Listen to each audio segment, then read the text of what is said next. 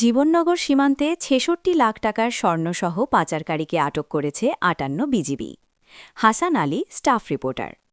চুয়াডাঙ্গার জীবননগর সীমান্ত এলাকায় অভিযান চালিয়ে ৩টি স্বর্ণের বারসহ মাহবুব হোসেন ৪২ নামে এক পাচারকারীকে আটক করেছে বর্ডার গার্ড বাংলাদেশ, বিজিবি।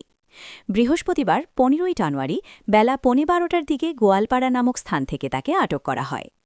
আটককৃত মাহবুব হোসেন জীবননগর থানার মেদিনীপুর গ্রামের মতিয়ার রহমানের ছেলে।